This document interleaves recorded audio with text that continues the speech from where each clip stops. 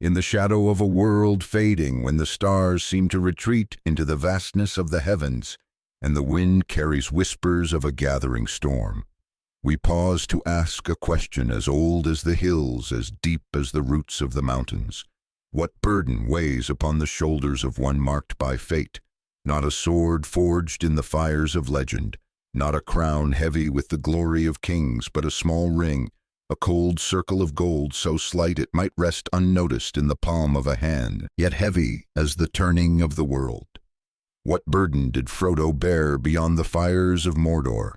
Not merely the one ring, not only the curse of shadow woven into its making, but something greater, something woven into the very sinews of his soul. A weight no flame could consume, no journey's end could lighten, a burden that lingered in the silence of his heart long after the fires had faded. The tale begins not with the clash of steel or the roar of armies, but with silence. Silence, that ancient keeper of truths unspoken, that mirror of the heart's hidden fears. In the Shire, where the grass is soft as a lullaby, and the laughter of hobbits dances like light on a summer stream, Frodo Baggins stood at the edge of his world, gazing into a horizon he could not yet name. The ring had come to him unbidden, unwanted, a relic of a story older than the rivers that carved the earth. It was not his choice yet. It was his inheritance, passed from Bilbo's trembling hands to his own, a gift that was no gift, a legacy that was a chain. And in the quiet of Bag End, where the fire crackled softly and the world outside seemed to hold its breath, Frodo felt the first stirrings of a burden that was more than gold, more than power, more than the whispers of a shadow long banished. What is it to carry a thing that speaks to you in the dark? The ring was no mere trinket, no lifeless metal. It was a voice, a will, a shadow that curled around the edges of thought like smoke. It spoke of dominion, of safety, of desires, buried deep within the heart, desires Frodo scarcely knew he harbored until the ring named them. But it was not the ring's voice alone that he bore. It was the weight of knowing that to carry it was to walk a path apart, to step beyond the warmth of hearth and home into a world of peril and loss. To know and yet to walk forward is a burden heavier than stone, sharper than any blade. For in that knowing lies the seed of fear, and fear, though it may begin as a whisper, grows into a tide that threatens to drown the soul. In the Shire life was a song of simple joys, a melody woven from the clink of mugs in the Green Dragon, the scent of freshly baked bread wafting from open windows, the rhythm of seasons turning like a gentle wheel. The hobbits, with their love of good earth and good company, knew little of the shadows that stirred beyond their borders. Yet even in that haven of green, fear could find a foothold. Fear is not always a roaring beast charging with bared teeth. Sometimes it is a quiet thing, a tremor in the heart, a question that lingers in the stillness. What if the world beyond is too vast? What if the strength within is too small? Frodo, standing at the threshold of his door, felt this fear, not as a storm, but as a slow tide rising gently, pulling at the edges of his courage. He was no warrior, no sage. He was a hobbit rooted in the earth, his heart tuned to the simple music of home. And yet the ring had come to him, and with it a call he could not unhear. It was Gandalf the Wanderer, the bearer of light and shadow, who brought the truth to Bag End. Gandalf, with his staff of ancient wood and his eyes that held the weight of ages, came not with answers, but with questions, not with certainty, but with trust. He spoke of the ring, of its making in the fires of Mount Doom, of its master Sauron, whose shadow stretched once more across the world. He spoke of danger, of a task that could not be refused. "I am not made for perilous quests," Frodo said, his voice a fragile thread in the vast tapestry of Middle-earth, a plea to be spared, to be left to the quiet of his days. But Gandalf, whose wisdom had seen the turning of stars and the fall of kings, saw what Frodo could not, that the smallest may bear the greatest, that the heart of a hobbit, though rooted in the earth, could hold a fire to rival the heavens. "You must take it," Gandalf said, not as a command, but as a truth, as if the world itself had spoken through him. And in that moment Frodo felt the weight of the ring settle upon him, not yet around his neck, but in his soul. The journey began not with a step, but with a choice. To take the ring to leave the Shire was to choose a path where every step would be a wager against despair. And here we find the first thread of Frodo's burden, the burden of choice. To choose is to carry the weight of what might have been, of the home left behind, of the laughter that might never return, of the life that could have been lived in the green hills of the Shire. In the silence of Bag End, as the firelight flickered and the shadows danced, Frodo chose. He chose to take the ring, to bear it, to step into a world he did not know. And in that choice he took up a mantle woven of hope and dread, a mantle that would grow heavier with each passing day. The road from the Shire was a ribbon of earth winding through fields of golden wheat and forests where the leaves whispered secrets to the wind. With Frodo walked Samwise Gamgee, Merry Brandybuck, and Pippin, took friends whose loyalty was a light against the gathering dark. Sam, with his steadfast heart and his love of growing things, was a pillar of earth. Merry and Pippin, with their quick laughter and unyielding courage, were sparks of joy in a world growing cold. Together they stepped into the unknown, their hobbit feet treading a path that would lead them far from home. But even their companionship, warm as it was, could not shield Frodo from the growing weight of the ring. It hung about his neck, a cold and constant presence, its whispers growing sharper with each mile. It was no longer a thing of gold, but a living shadow, a pulse that beat against his heart, a voice that knew his name. What does it mean to carry a thing that knows you? The ring was not content to be born. It sought to possess, to weave itself into the fabric of its bearer's soul. It whispered of power, of a world where the Shire could be safe, where no shadow could touch the green hills. But its promises were a lie, and Frodo, though he felt their pull, knew their cost. To listen was to lose himself, to become a shadow of the hobbit he had been. And yet the ring's voice was not the only burden. It was the knowledge that he, Frodo, a hobbit of no great renown, had been chosen, not by chance, but by some unseen hand, some purpose beyond his understanding. To be chosen is to stand at the edge of a great silence where the voices of doubt and destiny meet. Frodo felt this silence as he walked the ring, a heavy pulse against his chest, the road stretching into shadows. The journey to Rivendell was fraught with peril. The Black Riders, Nazgul's servants of Sauron, hunted the ring, their presence a cold dread that seeped into the bones. In the darkness of the old forest, in the shadow of the Barrow Downs, Frodo and his companions faced dangers they could scarcely comprehend. Yet it was not only the external threats that weighed upon him. The ring, ever present, worked upon his mind, a subtle poison that seeped into his thoughts. It offered visions of power, of safety, of a world where he could be more than a hobbit, more than himself. But with each vision came a cost, a darkening of the heart, a step closer to the shadow. Frodo felt this pull not as a desire for dominion, but as a longing for rest, for an end to the fear that gnawed at him. To yield would be to lose all that he held dear, all that he had left behind. And so he walked on the ring, a fire against his skin, the burden a shadow in his soul. In Rivendell, the house of Elrond, Frodo found a moment of respite. The valley was a place of light and song, where the air was filled with the music of water and the wisdom of the elves. Here the Fellowship of the Ring was formed, a company of 9 to stand against the shadow Aragorn, the heir of kings whose eyes held the weight of a broken lineage. Legolas, the keen-eyed prince of Mirkwood, whose grace was a song of the forest. Gimli, the stout-hearted son of stone, whose loyalty was as unyielding as the mountains. Boromir, the proud son of Gondor, whose heart burned with the fire of duty. Gandalf, the wizard, whose wisdom was a beacon in the dark. And the 4 hobbits, small but steadfast, their courage a quiet flame.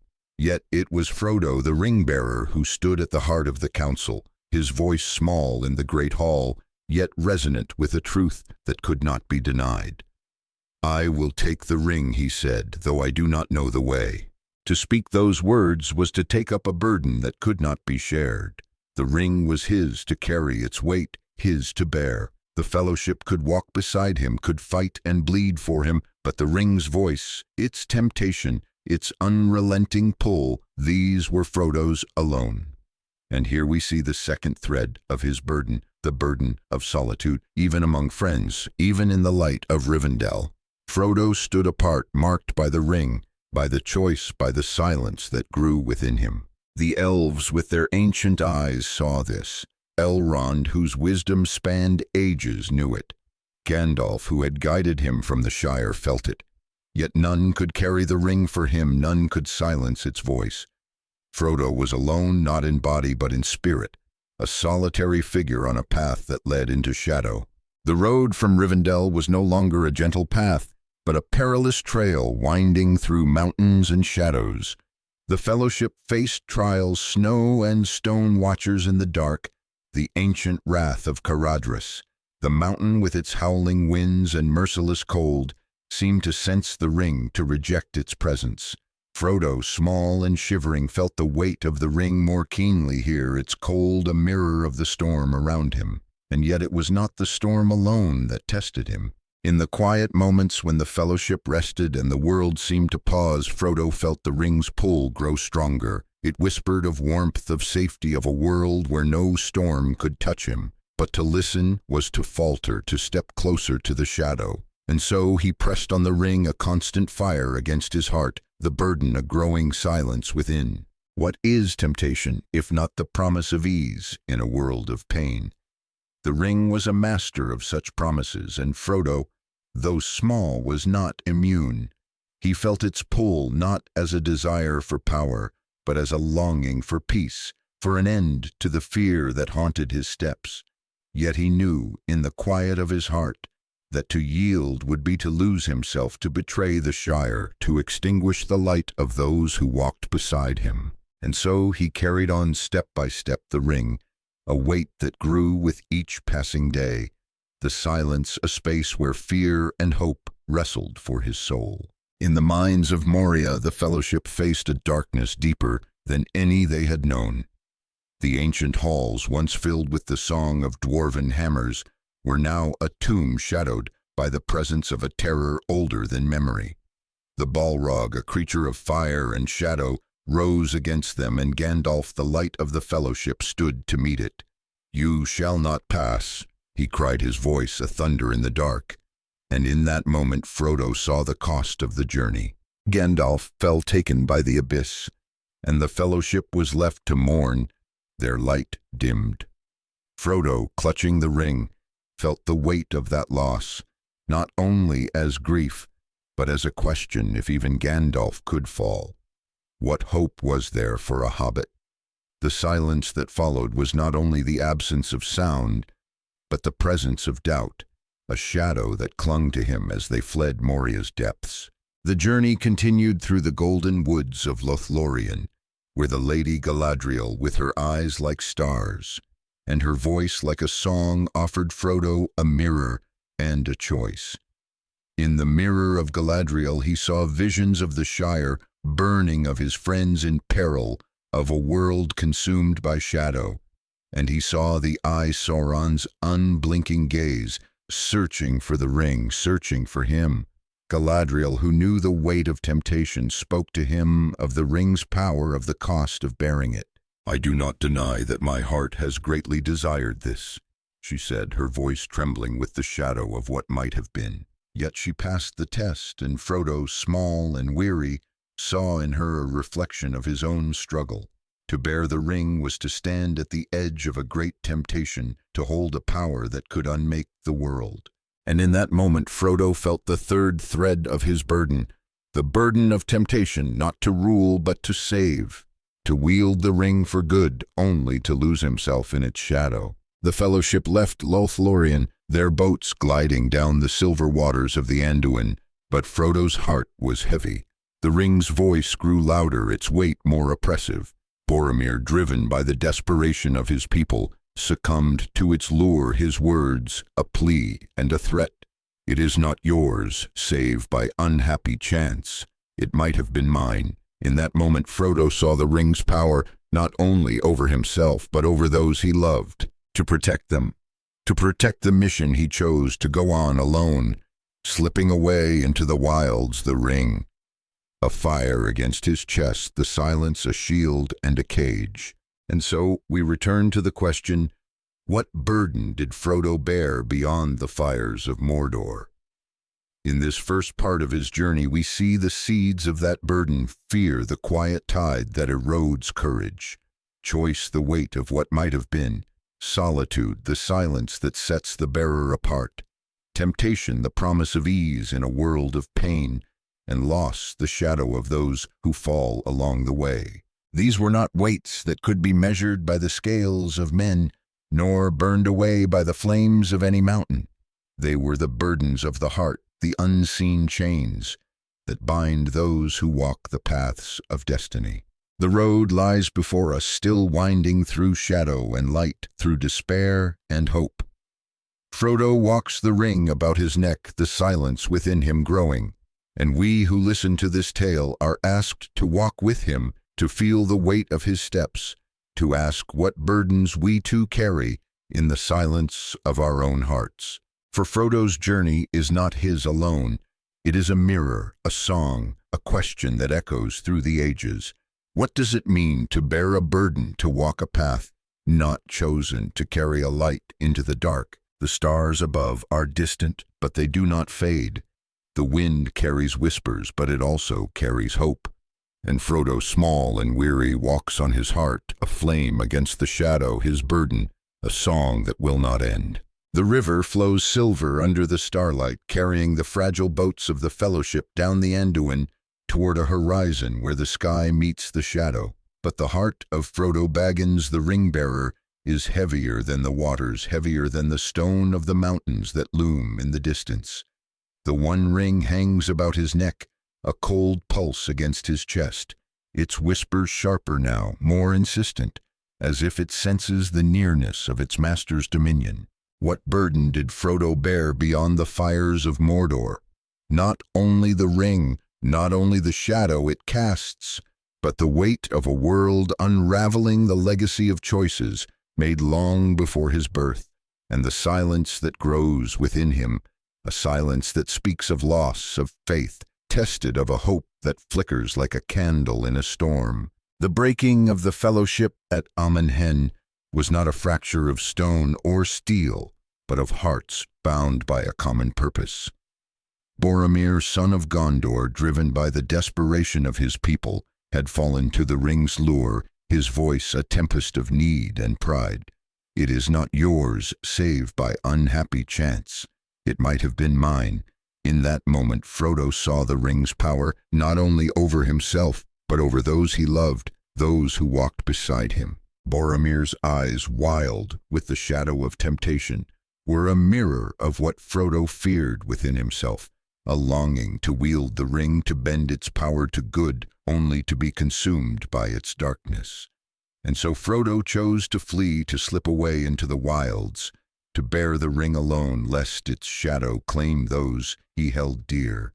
But he was not alone, not yet. Samwise Gamgee, steadfast as the earth followed his loyalty, a light that no darkness could extinguish. "I made a promise, Mr. A." Frodo Sam said, his voice steady as the roots of the Shire. "Don't you leave him, Samwise Gamgee, and I don't mean to." And so they went on, two hobbits, in a world vast and perilous, the ring, a fire between them, the road, a thread of hope stretched thin. The burden of solitude, which had begun to take root in Rivendell, now grew like a shadow across Frodo's heart. To be the ring-bearer was to stand apart even from those who loved you most. Sam's presence was a comfort, a warmth against the cold, but it could not silence the ring's voice, nor lighten the weight of the choice Frodo had made. To walk toward Mordor was to walk toward a place where hope seemed a distant memory, where the very air was thick with despair. And yet Frodo walked step by weary step the ring, a constant reminder of his task, his burden a song of sorrow and resolve. The Amin Mul, with its jagged rocks and endless mazes, was a land that seemed to mock their journey. The hills were a labyrinth, each turn a question, each step a doubt. Frodo, his eyes shadowed by fatigue, felt the ring's weight more keenly here, its whispers weaving through his thoughts like a poison. It spoke of rest, of surrender, of a world where the burden could be laid down. But to listen was to falter, to step closer to the shadow that waited in Mordor. Sam, ever watchful, saw the change in Frodo, the way his shoulders slumped, the way his gaze lingered on the horizon, as if searching for something beyond the stone and sky. "It's the ring, isn't it?" Sam asked, his voice soft but firm. "It's getting heavier." Frodo nodded, the silence between them, a shared understanding, a bond forged in the crucible of their journey. The ring was not merely a weight of gold, it was a weight of will, a force that sought to bend its bearer to its purpose.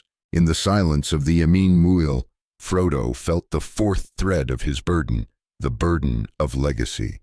The ring was not his creation, nor his desire, yet it was his to bear a legacy of choices made long before his time. Sauron had forged it in the fires of Mount Doom. Isildur had claimed it, Bilbo had found it, and now Frodo carried it, each bearer a link in a chain that stretched across ages. What does it mean to inherit a burden not of your making, to carry the weight of others' failures, others' hopes, others' sins? Frodo felt this weight as he walked the ring, a reminder of Isildur's fall, of the weakness that had spared the ring and doomed the world to shadow. He felt it in the stories Gandalf had told of battles fought and lost, of a world that had once been bright and was now fading. The legacy of the ring was a chain that bound him not only to its power but to the past, to the countless lives that had been touched by its shadow. And yet the legacy was not only one of darkness. In the quiet moments when the stars pierced the sky and the wind carried the scent of distant lands, Frodo thought of those who had fought against the Shadow Elders, like Elrond, whose wisdom held the memory of ages, warriors like Aragorn, whose heart burned with the hope of a renewed world, and Gandalf, whose light had fallen in Moria, but whose spirit seemed to linger, a whisper of courage in the dark. Their legacy, too, was Frodo's, to carry a legacy of resistance, of faith in the face of despair. To bear the ring was to stand in their shadow, to take up their hope, to walk a path they could not walk for him. And in that, Frodo found a spark of strength, a reason to press on, even as the ring's weight grew heavier with each step. The journey through the dead marshes was a descent into a world of decay, where the air was thick with the stench of rot and the ground sucked at their feet like a living thing. The marshes were a graveyard haunted by the faces of the dead men. Elves, orcs, their eyes staring up from the water, frozen in the moment of their fall. Frodo felt their gaze, a weight as heavy as the ring, a reminder of the cost of war, of the lives lost to the shadow he now carried. The ring seemed to pulse with a dark joy here, as if it fed on the despair of the marshes, as if it knew the end was near. Frodo's steps grew slower, his heart heavier, the silence within him, a vast and empty space where hope struggled to breathe. Sam, ever faithful, walked beside him, his voice a tether to the world above. "Don't look at them, Mr. Frodo," he said, his hand steady on Frodo's arm. "They can't hurt you." But the dead were not the only danger. The ring was watching, waiting its whispers, a siren's call in the dark. It was in the marshes that they met Gollum, the creature who had once been Smeagol, a being twisted by the ring's power, his body a shadow of what it had been, his soul a battleground of longing and hate. Gollum's eyes, pale and gleaming, were fixed on the ring, his voice a hiss of desire and despair.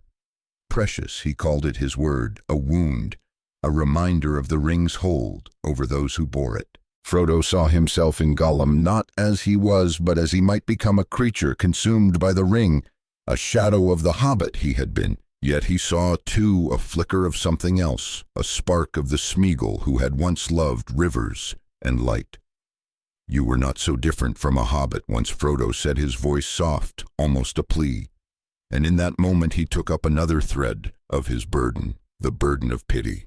To pity Gollum was to see the ring's power, to understand its cost, to carry the weight of another's fall, even as he fought to avoid his own. Gollum swore to guide them to Mordor, his oath, a fragile thread binding him to Frodo. But his heart was divided, torn between the promise of the ring and the memory of Smeagol's lost self. Frodo, weary and wary, chose to trust him not out of naivety, but out of necessity, out of a hope that even in Gollum some light remained. Sam, ever protective, watched Gollum with a gardener's eye, seeing the weed that could choke the root. "He's a villain, mister." "Frodo," Sam warned, his voice low, but Frodo's heart was heavy with the weight of his choice. To trust Gollum was to carry the risk of betrayal, to bear the burden of hope in a creature who had long since fallen to shadow. And yet Frodo saw in Gollum a mirror of his own struggle, a reminder that the ring's power was not only in its promises, but in its ability to unmake those who sought it. The journey continued through the desolate lands that bordered Mordor, where the earth was scarred and the sky was a shroud of ash. The ring grew heavier now, its weight a physical pain, its voice a constant pressure against Frodo's mind.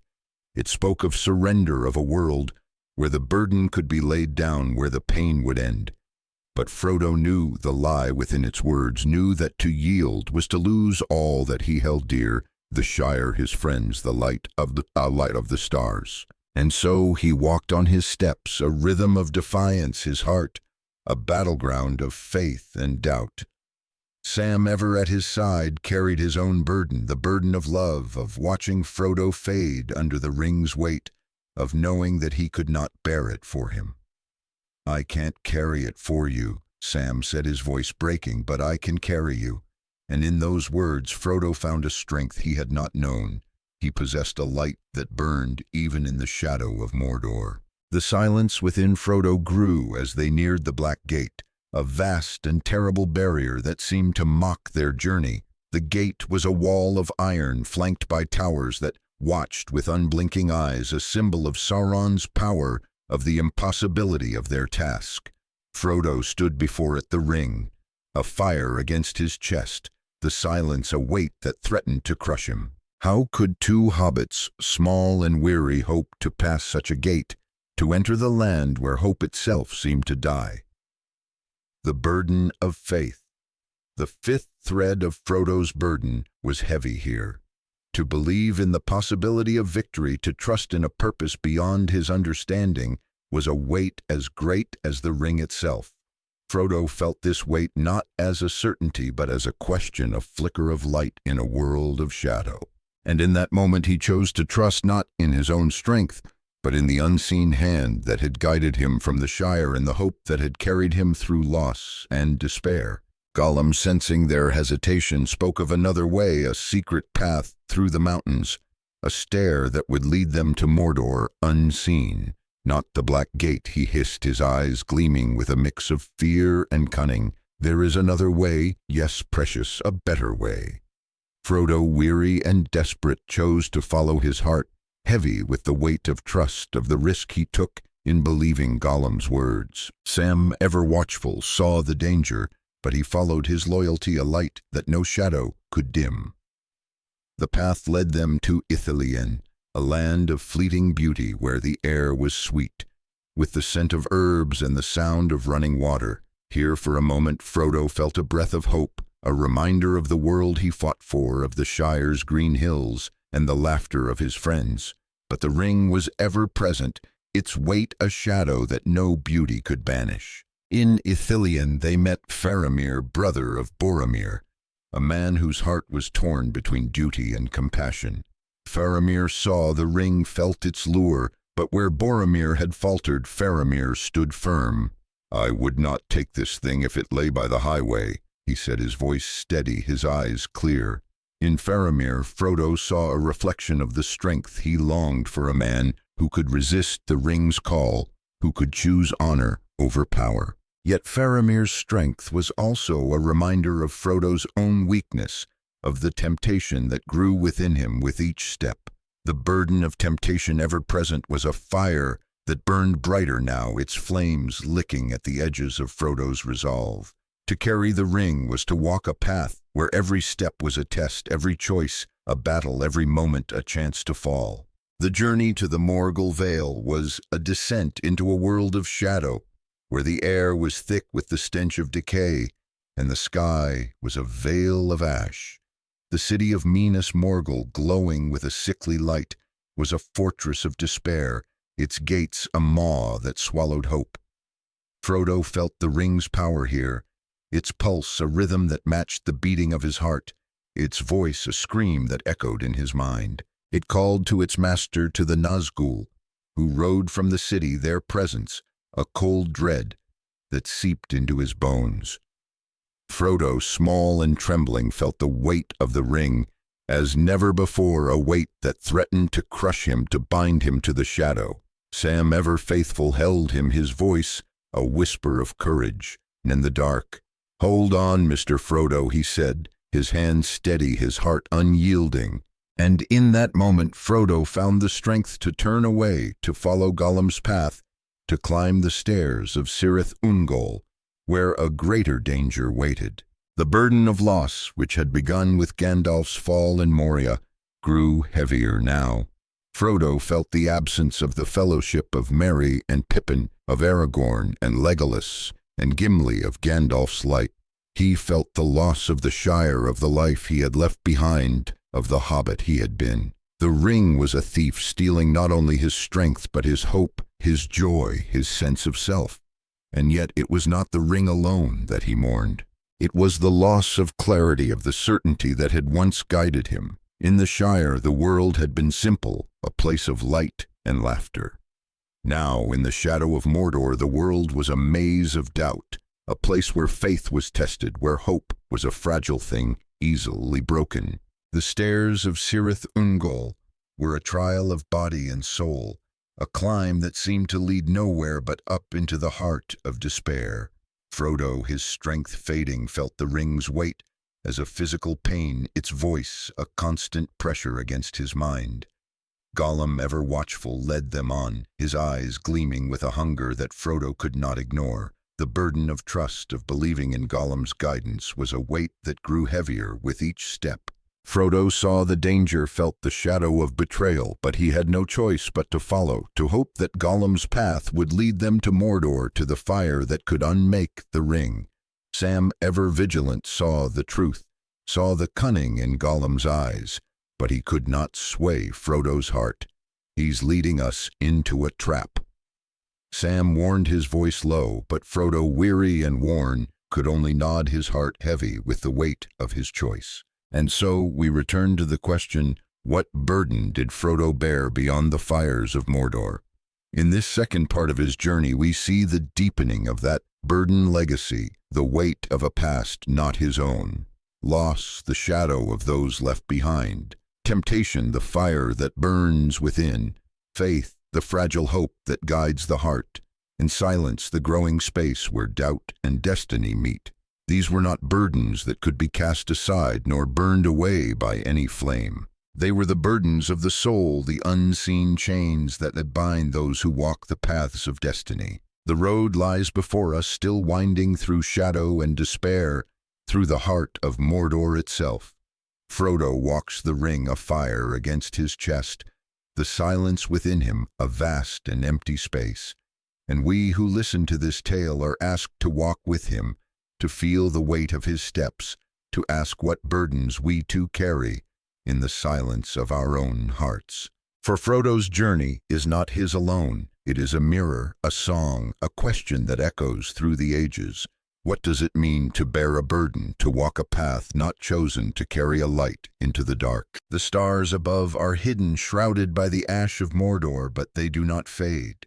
The wind carries whispers of despair, but it also carries hope.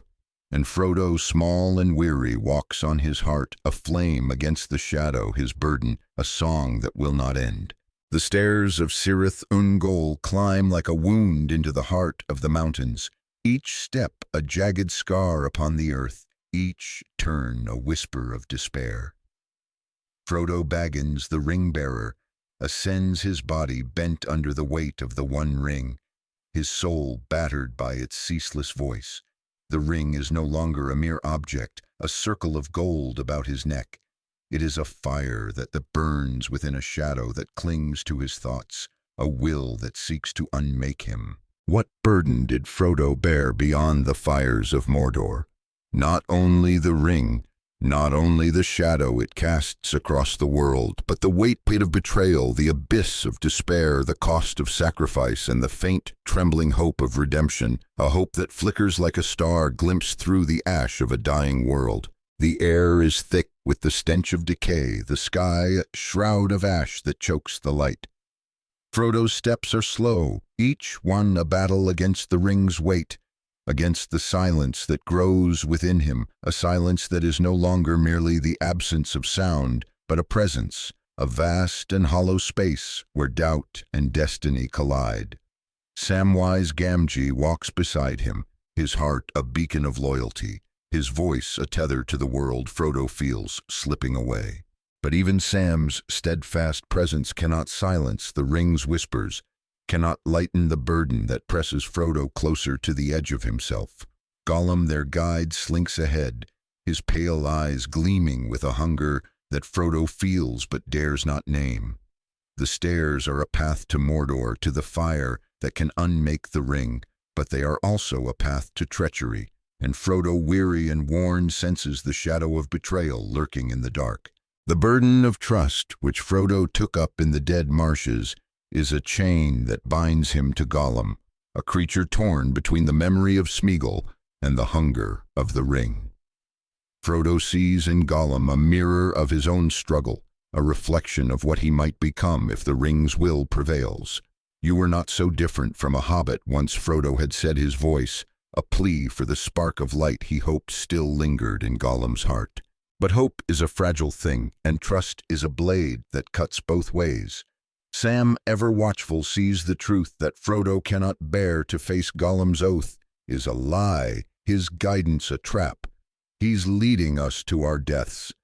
Sam warns, his voice low, his eyes fixed on Gollum's slinking form, but Frodo, his heart heavy with the weight of pity, clings to the hope that Gollum can be redeemed, that the ring's power can be resisted, even by one so broken. To trust Gollum is to carry the risk of betrayal, to bear the burden of hope in a creature who has long since fallen to shadow. The tunnel of Cirith Ungol is a maw of darkness, its walls slick with the memory of ancient malice, its air thick with the stench of death. Gollum leads them in his voice, a hiss of false reassurance, his eyes betraying the cunning that Frodo feels but cannot name. The ring pulses against Frodo's chest, its voice louder now, more insistent, as if it senses the nearness of its master's dominion. The tunnel is a place where hope dies, where the light of the stars is forgotten, where the silence within Frodo grows into a scream. Sam, clutching his hand, feels the change in Frodo, the way his breath quickens, the way his eyes dart into the dark, searching for a threat he cannot see. "Stay close, Mr. Frodo." Sam whispers, his voice a thread of courage in the void, but Frodo is slipping the ring's weight, pulling him deeper into himself, into a place where even Sam's light cannot reach. And then the betrayal comes.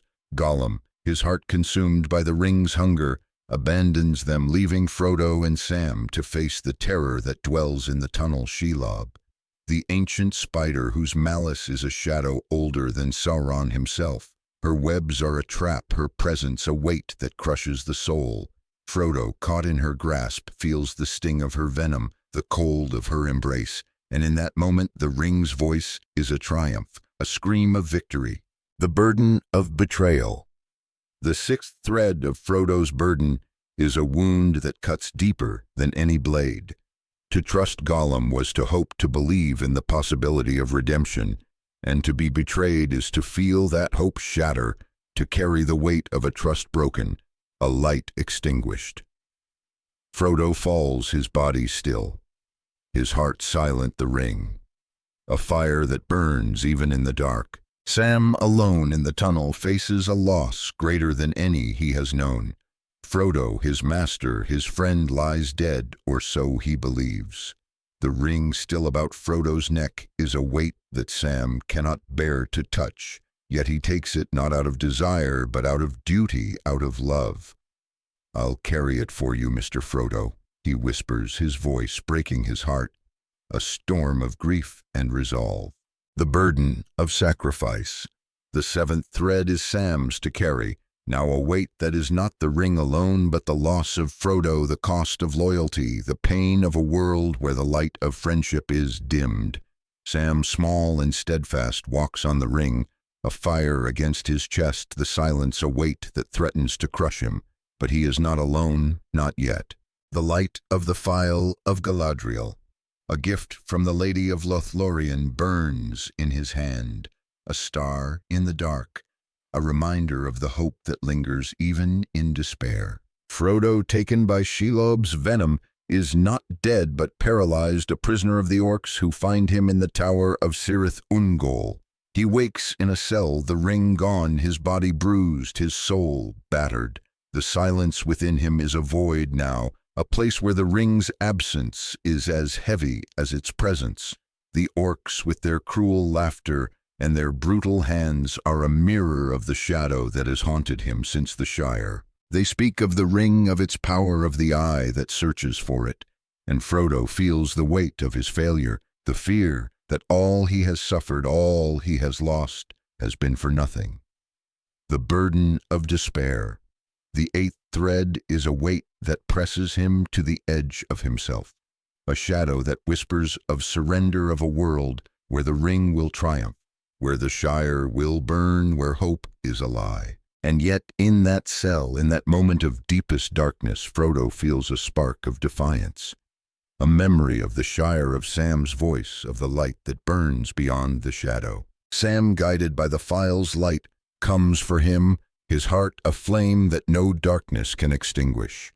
The tower of Cirith Ungol is a fortress of despair, its halls filled with the stench of blood and the screams of the damned. But Sam, small and steadfast, climbs its stairs, his sword a spark of courage, his love a shield against the shadow. He finds Frodo broken but alive, and in that moment the burden of sacrifice is shared, a weight that binds them closer than any chain. "I'm here, Mr. P. Frodo," Sam says, his voice a song of hope, his eyes bright with tears. Frodo, weary and worn, feels the light of Sam's loyalty, the strength of his love, and in that moment he takes up the ring once more, its weight heavier, now its voice sharper, but its power tempered by the bond that holds them together. The journey into Mordor is a descent into a world of ash and fire, where the earth is scarred and the sky is a veil of smoke. The ring is a fire that burns within Frodo, its voice a constant pressure, its will a shadow that seeks to consume him. The land of Mordor is a mirror of the ring's power, a place where hope is crushed, where the light of the stars is forgotten, where the silence within Frodo grows into a scream. Sam, ever at his side, carries his own burden, the burden of watching Frodo fade, of knowing that the ring is stealing his friend, his master, his brother. "You're not alone, Mr. Frodo," Sam says, his voice a whisper in the dark, his hand steady on Frodo's arm. But Frodo is slipping the ring's weight, pulling him deeper into himself, into a place where even Sam's light cannot reach. The burden of redemption. The ninth thread is a weight that Frodo carries now, a hope that the ring can be unmade, that the shadow can be defeated, that the world can be saved. But redemption is not a certainty. It is a question, a flicker of light in a world of shadow. Frodo feels this weight as he walks the ring, a fire against his chest, the silence a space where doubt and destiny collide. The memory of Gollum's betrayal, of Shelob's venom, of the orc's cruelty, is a wound that festers, a reminder of the cost of trust, of the fragility of hope. And yet Frodo walks on his steps, a rhythm of defiance, his heart a battleground of faith and despair. The ring whispers of surrender, of a world where the burden can be laid down, but Frodo knows the lie within its words, knows that to yield is to lose all that he holds dear, the Shire his friends the light of the stars. The plain of Gorgoroth is a wasteland, its earth cracked and barren, its air thick with the stench of sulfur. The ring is heavier now, its weight a physical pain, its voice a scream that echoes in Frodo's mind. Sam, carrying Frodo when his strength fails, is a pillar of earth, a light that burns even in the shadow of Mount Doom. "I can't carry it for you," Sam says, his voice breaking, "but I can carry you." And in those words, Frodo finds a strength he had not known. He possessed a hope that burns even in the heart of despair. The burden of sacrifice shared between them is a bond that no shadow can break, a light that no darkness can extinguish. The climb to Mount Doom is a trial of body and soul, each step a battle against the ring's will, each breath a defiance of the shadow. Frodo, his body frail, his soul battered, feels the ring's power as never before, its voice, a fire that burns within its will, a shadow that seeks to consume him. The silence within him is a void now, a place where hope is a distant memory, where the light of the stars is forgotten. And yet Frodo walks on, driven by a purpose he cannot name, a faith that lingers even in the face of despair. Sam, ever faithful, walks beside him, his heart a flame that no darkness can dim, his love a shield that no shadow can pierce. And so we return to the question, what burden did Frodo bear beyond the fires of Mordor? In this third part of his journey, we see the deepening of that burden: betrayal, the wound of trust broken; despair, the shadow that whispers of surrender; sacrifice, the cost of loyalty and love; redemption, the fragile hope that guides the heart; and silence, the vast and hollow space where doubt and destiny collide. These were not burdens that could be cast aside nor burned away by any flame. They were the burdens of the soul, the unseen chains that bind those who walk the paths of destiny. The road lies before us, still winding through the heart of Mordor, to the fire that waits at the end. Frodo walks the ring, a fire against his chest, the silence within him a scream that echoes through the ages.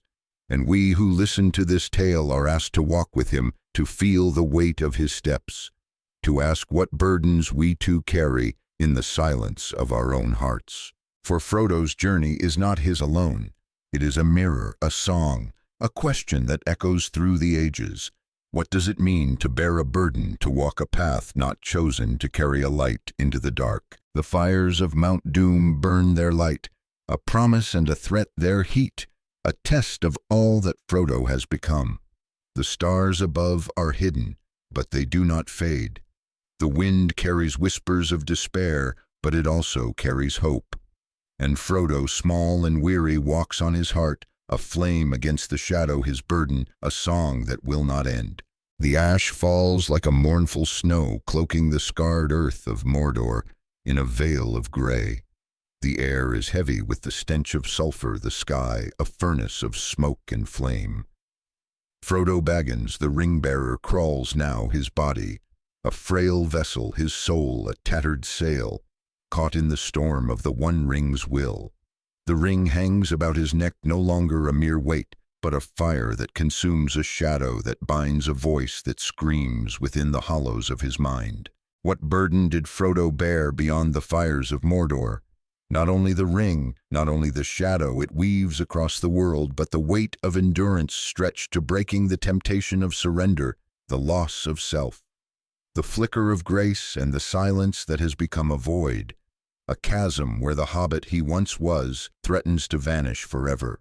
Mount Doom looms above its peak, a wound in the sky, its fires a promise and a threat. Each step is a battle, each breath a defiance of the ring's unrelenting pull. Frodo's eyes, once bright with the green of the Shire, are dulled by ash and despair, his hands trembling as they claw at the unforgiving stone. Samwise Gamgee, steadfast as the earth is with him, still his heart a flame that no shadow can extinguish his strength. A pillar that holds Frodo upright when all else fails. "Come on, mister." "Frodo," Sam whispers, his voice hoarse but unwavering, his arms lifting Frodo when his legs give way. just a little further, but the ring knows its home, senses the fire that forged it, and its voice is a tempest now, a roar that drowns out all but the silence within Frodo, a silence that is no longer a refuge but a prison, a place where hope is a fading echo, where the light of the stars is a memory he can no longer grasp. The burden of endurance. The 10th thread of Frodo's burden is a weight that grinds the soul to dust. To endure is not to triumph, not to stand tall with banners flying, but to crawl, to cling to a purpose, when the body begs for rest, when the heart longs for release. Frodo endures not because he is strong, not because he is brave, but because he must, because the ring is his to bear, because the world, the Shire, his friends, the light of all that is good, depends on a task he cannot abandon. The ring whispers of surrender, of a world where the burden can be laid down, where the pain will end. Put it on, it hisses its voice, a caress and a curse. Be unseen, be safe, be free. But Frodo knows the lie within its words, knows that to yield is to lose all that he holds dear. To become a shadow of the hobbit, he was a creature like Gollum, bound to the ring's will. And so he crawls, his fingers bleeding his heart. A fragile flame, the silence within him, a weight that threatens to crush what remains of his spirit. Gollum, the shadow that haunts their steps, is never far. His pale eyes gleam in the dark, his hunger for the ring, a fire that burns brighter than the mountain's flames. Frodo feels Gollum's presence a mirror of his own temptation, a reminder of the ring's power to unmake. Gollum's betrayal in Cirith Ungol was a wound that still festers, but Frodo's pity, his hope for redemption, lingers, a fragile thread that binds him to the creature who was once Smeagol. Sam, ever watchful, sees the danger his gardener's heart, sensing the weed that chokes the root. He's following us. Mr. Frodo. Sam warns, his voice low, his hand tightening on the hilt of his sword. But Frodo, his soul battered by the ring's weight, cannot bring himself to cast Gollum away, cannot sever the thread of pity that holds him to the creature who shares his burden. To pity Gollum is to carry the weight of his fall, to hope against hope, that even in the shadow of Mordor some light remains. And so Gollum follows a shadow within a shadow, his hunger a pulse that echoes the ring's own. The climb is a crucible, a trial of body and soul, that strips away all but the core of who Frodo is. The ring is heavier now, its weight a physical pain, its voice a scream that fills the silence within him. It speaks of power, of a world where Frodo could be more than a hobbit, more than himself, a king, a savior, a god. But the visions it offers are lies, and Frodo, though he feels their pull, knows their cost. The burden of surrender. The 11th thread is a temptation that burns brighter, with each step a longing to let go, to fall into the ring's embrace, to end the struggle that has consumed him. To surrender is not to fail, not in the way of warriors or kings, but to lose the self, to become a vessel for the ring's will, a shadow that walks in the dark. Frodo feels this temptation not as a desire for dominion, but as a yearning for peace, for an end to the pain that gnaws at his soul. And yet he endures, his steps a rhythm of defiance, his heart a battleground where hope and despair wage their silent war. The plain of Gorgoroth was a wasteland, but the slopes of Mount Doom are a hell, a place where the earth itself seems to reject the light. The ring's power is a fire that burns within Frodo, its voice a constant pressure, its will a shadow that seeks to consume him. Sam, carrying Frodo when his strength fails, is a light that burns even in the heart of despair. "Look, Mr. Frodo," Sam says, his voice trembling with awe. "There's a star up there above the smoke." Frodo lifts his eyes, and for a moment the silence within him softens, the weight of the ring eases. The star, a single point of light, is a reminder of the world beyond Mordor, of the Shire's green hills, of the laughter of his friends, of the grace that lingers even in the shadow. The burden of grace. The 12th thread is a weight that is not heavy, but fragile, a hope that must be carried gently, lest it shatter in the face of despair. Frodo feels this grace not as a certainty, but as a whisper, a memory of the light that guided him from the Shire, of the unseen hand that has carried him through loss and betrayal. But grace is fleeting, and the ring's voice is unrelenting. As they reach the Sammath Naur, the chambers of fire, the heart of Mount Doom, Frodo stands at the edge of the abyss. The ring, a fire that burns within and without.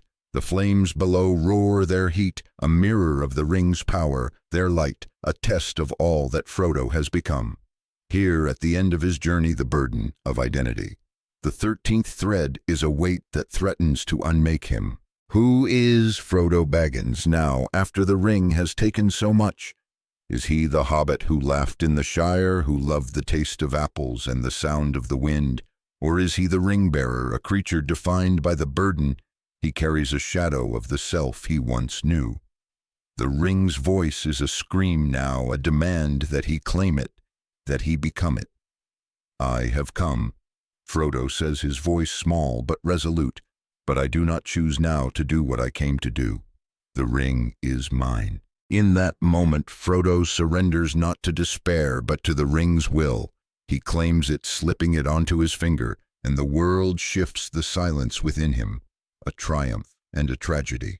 The eye of Sauron turns its gaze, a fire that burns through the ash, and Frodo is unseen, a shadow within a shadow. But Gollum, driven by his own hunger, leaps from the dark, his fingers clawing for the ring, his heart a storm of longing and hate. The struggle is brief, brutal, and in the end, Gollum takes the ring, biting it from Frodo's hand, his joy a scream that echoes through the chambers. But the fire is unforgiving, and Gollum, lost in his triumph, falls the ring with him into the flames that forged it. The ring is unmade, its power broken, its voice silenced, and Mordor trembles, its towers crumbling, its shadow fading. Frodo, broken and bleeding, feels the silence within him shift, no longer a void but a wound, a place where the ring's absence is as heavy as its presence. The burden of surrender which he bore in claiming the ring is a weight that lingers, a question that haunts him. Did he fail, or was his failure a part of a greater purpose? The burden of grace which carried him to the fire is a light that burns still, a reminder that he did not walk alone, that the unseen hand guided him even in his darkest moment. Sam, ever faithful, lifts him from the stone, his voice a song of hope in the chaos. It's over, Mr. Frodo, he says, his eyes bright with tears, his heart a flame that no shadow can dim. It's done. The aftermath is a blur of fire and ash, of eagles that soar from the sky, of a world that breathes again. Frodo and Sam are carried from the ruin of Mordor, their bodies frail, their souls scarred. The ring is gone, but its weight lingers, a shadow that clings to Frodo's heart. The silence within him is a memory now, a reminder of the void that nearly consumed him, of the hobbit he was and the ring-bearer he became. The burden of identity is a weight that he will carry, always a question that has no answer. Who is he now without the ring? The Shire awaits, but it is a distant dream, a place that may no longer know him, a home that may no longer fit the shape of his soul. The burden of grace which carried him through the fire is a light that burns in the eyes of those who greet him. Gandalf returned from the shadow, Aragorn crowned with the hope of a new age, Merry and Pippin, whose laughter is a song of the Shire. They see Frodo not as the ring-bearer, but as the hobbit who carried the world, who bore a burden no one else could bear. And yet Frodo feels the weight of their love, the weight of their hope, as a burden he cannot fully share. The silence within him is a space where the ring's voice once lived, where the shadow still lingers, where the wounds of his journey will never fully heal. And so we return to the question, what burden did Frodo bear beyond the fires of Mordor?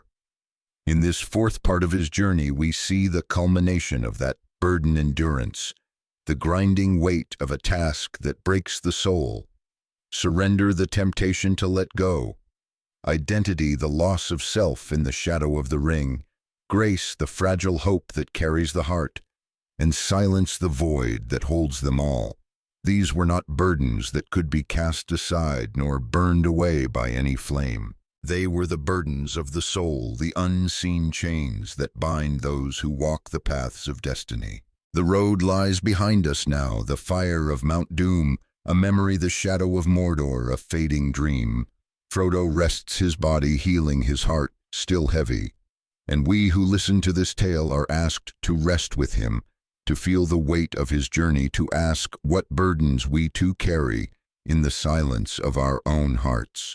For Frodo's journey is not his alone. It is a mirror, a song, a question that echoes through the ages. What does it mean to bear a burden, to walk a path not chosen, to carry a light into the dark? The stars above shine once more, their light a promise of a world reborn. The wind carries whispers of hope, of a new day dawning, and Frodo, small and weary, rests his heart, a flame that flickers still his burden, a song that fades into memory.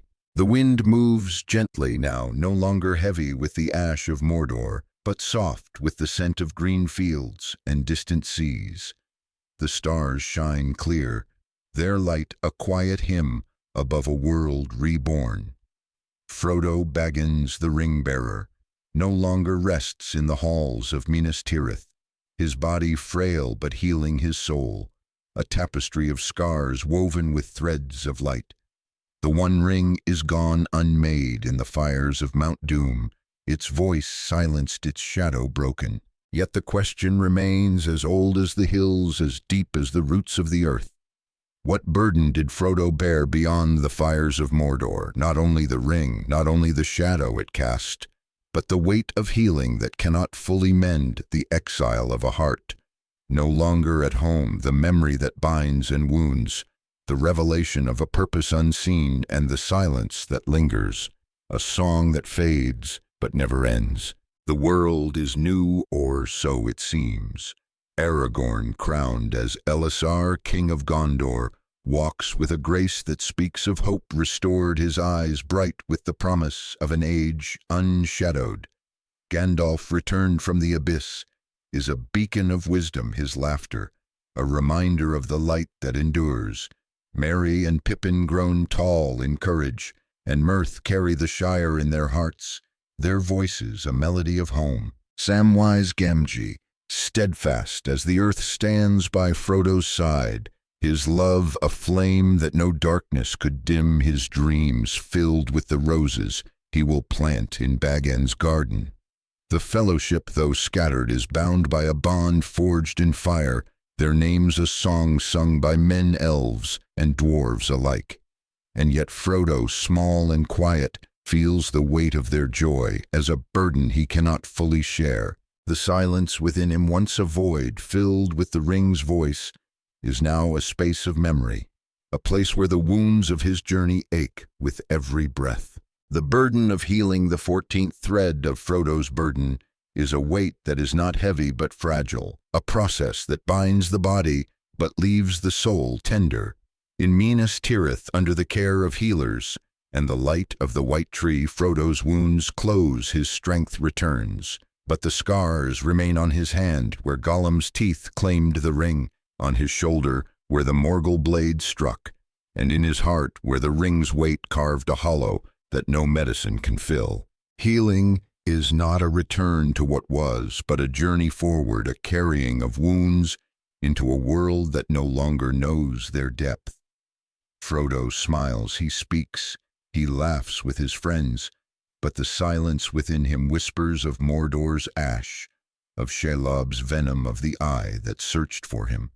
The world celebrates, but Frodo's healing is a quiet thing, a song sung in shadow, a burden that sets him apart even in the light. The return to the Shire is a dream fulfilled, yet a dream altered.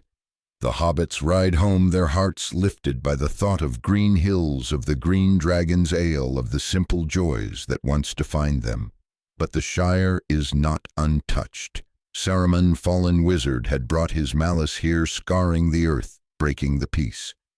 Yet the hobbits led by Merry Pippin, Sam, and Frodo rise to reclaim their home, their courage, a spark that kindles the Shire's heart. The Battle of Bywater is a small war but a victory, a cleansing of the shadow that dared to touch their haven. The Shire is restored, its fields green once more, its laughter bright. Sam plants the seed given by Galadriel, and a golden tree grows, a symbol of life renewed. But Frodo, though he walks the paths of home, feels the weight of exile, the 15th thread of his burden. The Shire is his, yet it is not. The hobbit who left Bag End is not the one who returned, and the silence within him is a barrier, a space where the Shire's joy cannot fully reach. To be in exile in one's own home is to carry a burden heavier than stone. Frodo sits by the fire in Bag End, the same fire that warmed him before the ring came, but the warmth feels distant, like a memory of another's life. He writes his story, the Red Book, passing the tale to Sam, a legacy of words that will outlive him. But the act of writing is a confession, a tracing of wounds that bleed still. On the anniversaries of his trials, the wound at Weathertop, the sting of Shiloh, the fire of Mount Doom, Frodo falls ill, his body remembering what his mind cannot forget. The silence within him grows not with the ring's voice, but with the weight of what he has lost. The hobbit he was, the Shire, as it was the certainty that home could hold him. Sam sees this, his heart aching, but he cannot carry this burden for Frodo, only walk beside him, his love, a light that softens the shadow. The burden of memory, the 16th thread, is a chain that binds Frodo to the past, to the journey that shaped him, to the ring that unmade him. Memory is not a gentle thing, it is a blade that cuts a mirror, that shows what cannot be regained. Frodo remembers the Shire as it was green and unchanging, but he remembers too the dead marshes, the eyes of the fallen, staring up from the water. The tower of Cirith Ungol, where the orcs' laughter echoed. The Samath Naur, where he claimed the ring and lost himself. These memories are a weight that no fire can burn away, a burden that grows heavier with each passing day. He sees the Shire's beauty, but it is overlaid with the ash of Mordor. He hears his friends' laughter, but it is drowned by the ring's scream. Memory is a song that Frodo cannot stop singing, a tale that tells him he is no longer whole, that the hobbit who loved the Shire is a shadow, a ghost that lingers in the silence. Yet memory is not only a wound, it is also a light. Frodo remembers Gandalf's words in Moria. There are other forces at work. Frodo besides the will of evil. Galadriel's gaze bright with the wisdom of ages. Sam's voice steady in the dark. There's some good in this world, Mr. Frodo, and it's worth fighting for. These memories are a grace, a reminder that he did not walk alone, that the burden was shared, if only in part. They are a spark that keeps the silence from consuming him, a whisper that there is meaning in his pain, purpose in his loss. And so Frodo lives, he writes, he tends the Shire, but the exile within him grows. The silence deepens, and the question of his burden becomes a question of his place. Where does a ring-bearer belong when the ring is gone? The decision comes quietly, like a leaf falling in autumn. Frodo knows he cannot stay, not in the Shire, not in Middle-earth. The wounds he bears are too deep, the silence too vast. The elves are leaving their ships, sailing to the undying lands, and Frodo feels the call of that journey, a pull as strong as the ring's once was. The burden of revelation, the 17th thread, is a weight that is not heavy, but luminous, a truth that dawns slowly like starlight on a darkened sea. Frodo sees now the purpose that guided him, the unseen hand that carried him from the Shire to Mordor and back. He was chosen not to destroy the ring alone, but to bear it, to carry it to the fire where another Gollum in Mhanchind his hunger and fall would unmake it. His failure at the Samath Naur, his claiming of the ring, was not a defeat, but a part of a greater song, a melody woven by a will beyond his own. This revelation is not a resolution, not an end to pain, but a light that softens the silence, a truth that gives meaning to the burden he still carries. The Grey Havens are a place of mist and memory, where the sea whispers of journeys ended and begun. Frodo stands on the shore, Sam, Merry, and Pippin beside him, their faces bright with love, shadowed with grief. Gandalf is there, his eyes gentle, his presence a reminder of the light that guided Frodo from the beginning. Bilbo, old and frail, is ready to sail, his laughter a faint echo of the hobbit who found the ring. Galadriel, radiant and serene, carries the grace of the elves, her gaze a mirror of Frodo's own journey. The ship is white, its sails catching the starlight, its prow turned toward a land where wounds may heal, where silence may find peace. Frodo turns to Sam, his heart heavy with love, with the weight of leaving. "The Shire is yours now, Sam," he says, his voice soft, a song that fades. "I carried the burden as far as I could, but there is another journey I must take." Sam's tears are a river, his love a flame that will burn always.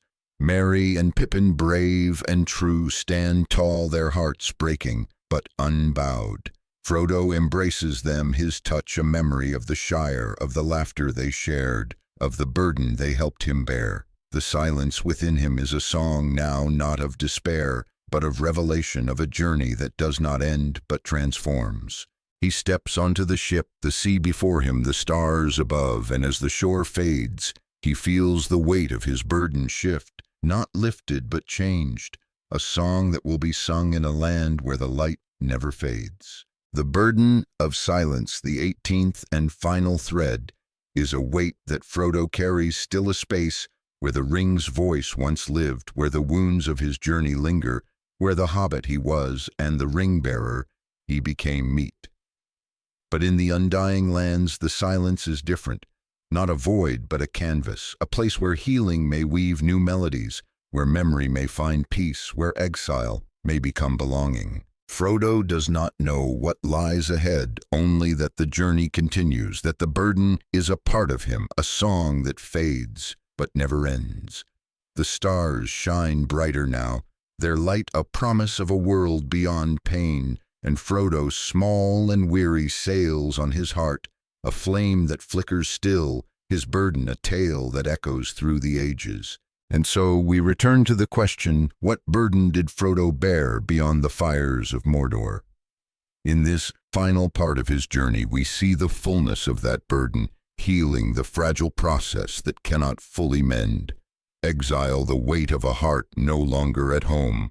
Memory, the chain that binds and wounds.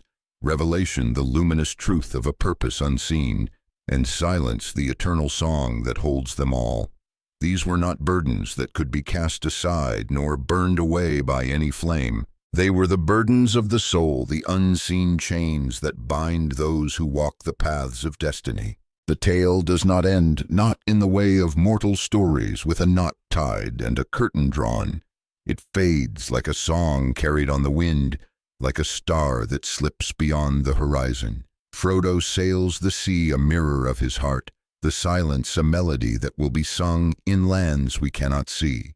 And we who have walked with him, who have felt the weight of his steps, are asked to carry his question in our own hearts.